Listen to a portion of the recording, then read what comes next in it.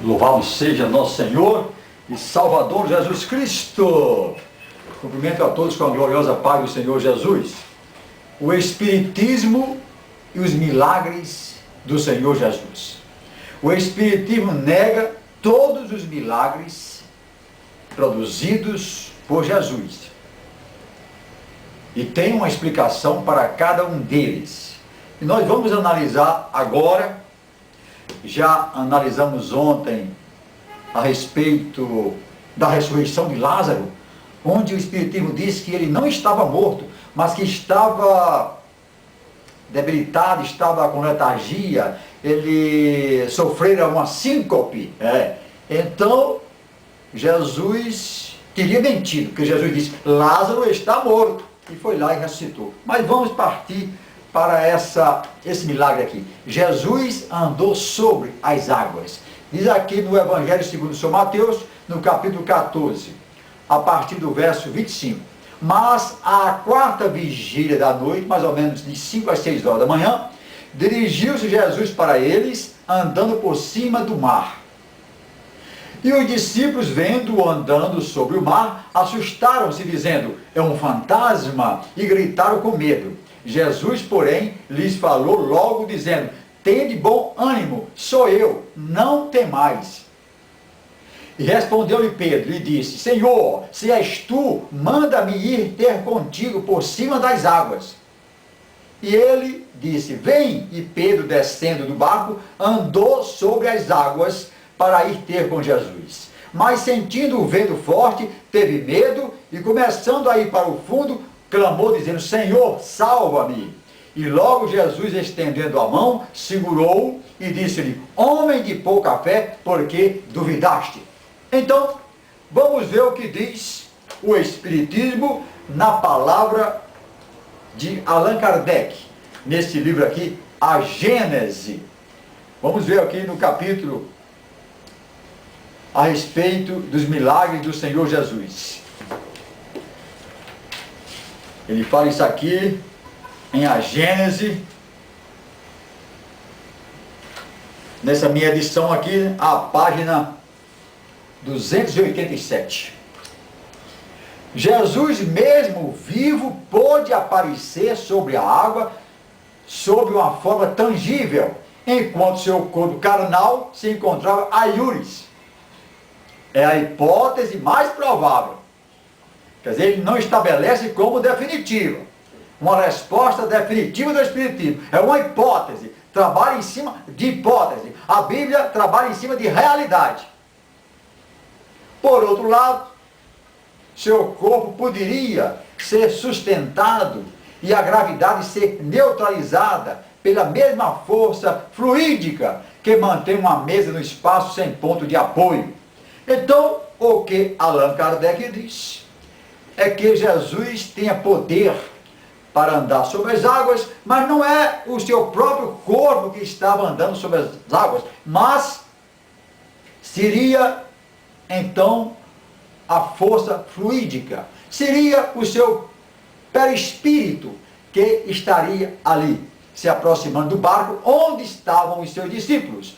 Por isso que ele diz, o seu corpo carnal se encontrava em outro lugar, ou seja, da outra margem, onde ele estava atendendo os enfermos e orando.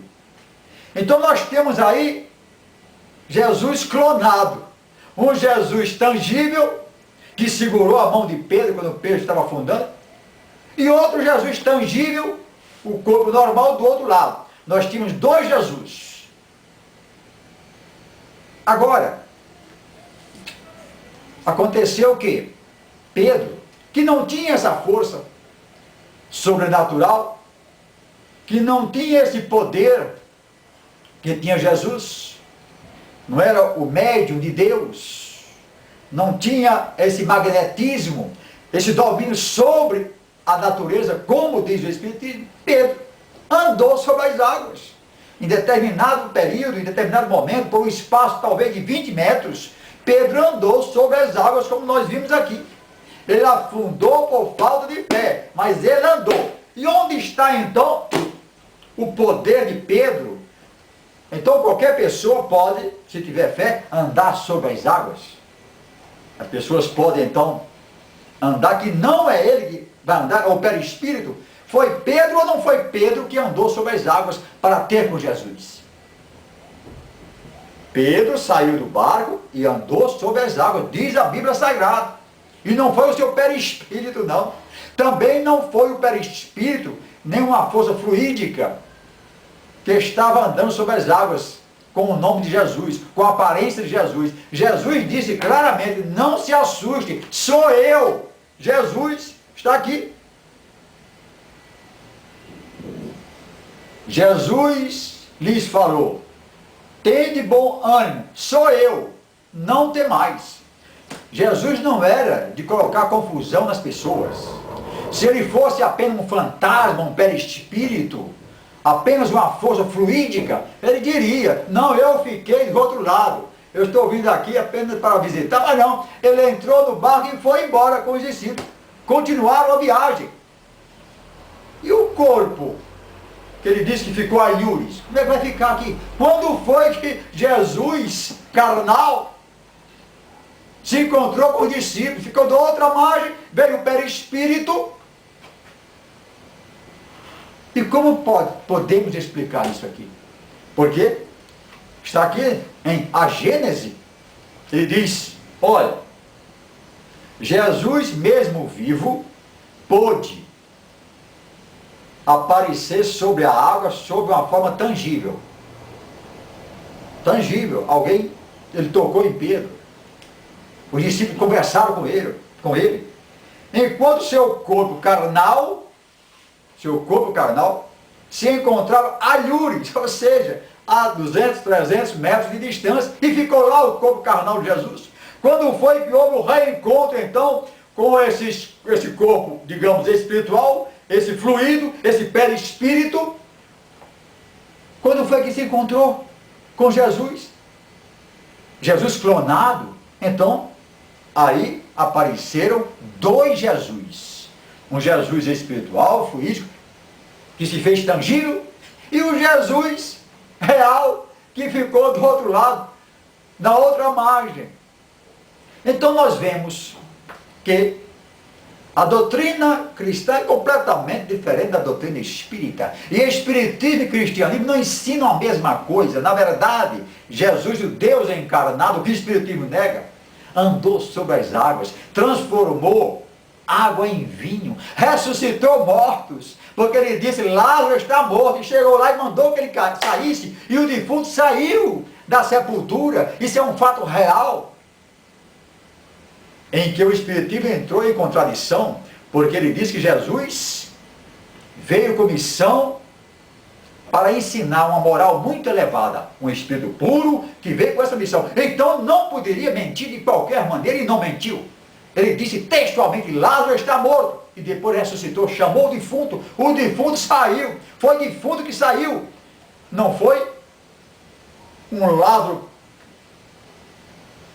sofrendo de síncope, em letargia, sonâmbulo, não, saiu ele vivo. Então Jesus diz aqui também, sou eu, mas o espiritismo quer dizer que Jesus é mentiroso, e não pode ser mentiroso, porque seria uma incongruência, uma inconsistência, esse puro espírito vir à terra com missão nobre, especial, de nos ensinar e depois mentir. Ele diz, sou eu mesmo, eu que estou aqui andando sobre as águas. Essa é a verdade bíblica, a verdade do cristianismo. Agora, quem quiser ficar com a palavra dos Espíritos, inspirada pelos Espíritos, pelo mundo do ocultismo, que fique. Mas eu fico com essa palavra aqui. Lâmpada para meus pés e luz para o meu caminho. Até a próxima.